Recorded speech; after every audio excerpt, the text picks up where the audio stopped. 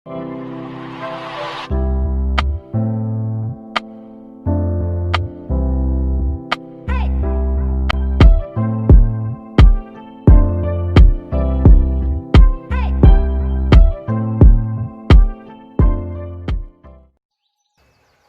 bismillahirrahmanirrahim. Assalamualaikum warahmatullahi wabarakatuh. Perkenalkan, nama saya Nerti, saya berasal dari Prodi HTN 7. Salam sejahtera bagi kita semua.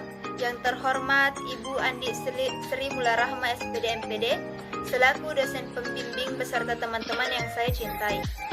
Pertama-tama saya ucapkan puji syukur atas kehadirat Allah Subhanahu wa Ta'ala atas segala rahmat dan karunia-Nya sehingga saya dapat memaparkan pidato dalam kesempatan yang berbahagia ini.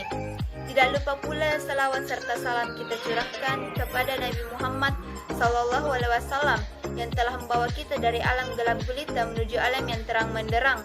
Serta saya ucapkan banyak terima kasih atas kesempatan yang diberikan kepada saya untuk berpidato di sini dan berbicara mengenai narkoba pada generasi muda.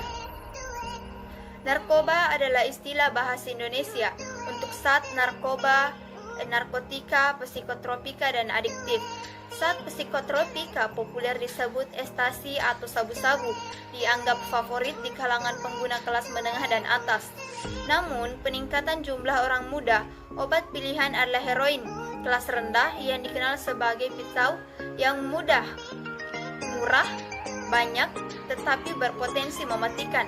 Obat ini sudah tersedia di semua kota-kota besar, termasuk sekolah, lengot karaoke, bar, kafe, diskotik, klub malam, dan mereka bahkan menyebar ke desa-desa terpencil.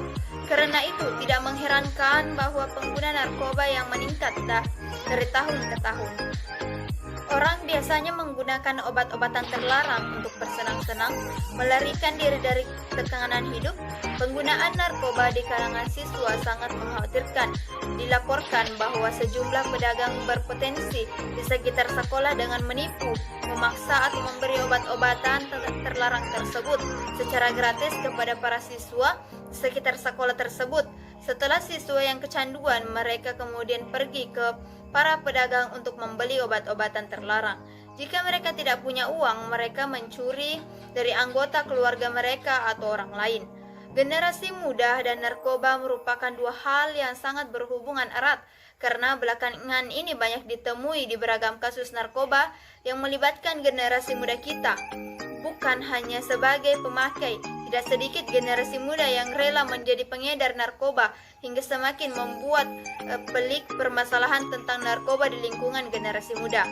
Terlibatnya generasi muda Indonesia pada jaringan narkoba internasional juga disiarkan setelah marak terjadi akhir-akhir ini, sehingga membuat pihak kepolisian dan aparat yang terkait harus bekerja ekstra keras untuk mengungkap serta meminimalkan hal-hal yang tidak baik tersebut.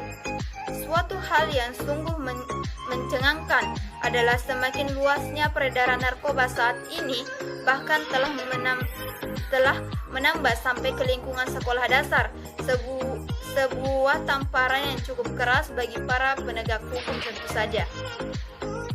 Kita tidak bisa semena-mena menyalahkan para generasi muda tersebut.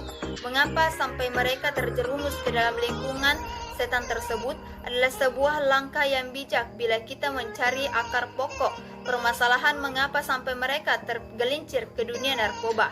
Bila masalah utama ada pada peran orang tua yang kurang memberikan perhatian serta kasih sayang kepada anak-anaknya, pola pendekatan orang tua harus segera dilakukan. Demikian juga bila ditemukan pemicu masalah yang lain. Memenjarakan generasi muda yang terlibat dalam dunia narkoba, terutama yang generasi muda sebagai pemakai narkoba, bukanlah langkah penyelesaian yang bijak. Keputusan tersebut tidaklah menyelesaikan masalah yang terjadi, sebenarnya hanya meredam masalah sesaat dan ibarat menyimpan bom waktu yang di setiap saat bisa meledak. Langkah yang bijak adalah menempatkan generasi muda sebagai pemakai narkoba ke dalam tempat rehabilitas sehingga para pemakai narkoba tidak merasa terasing dan bersalah yang berkepanjangan sehingga malah akan menimbulkan masalah baru di kemudian hari.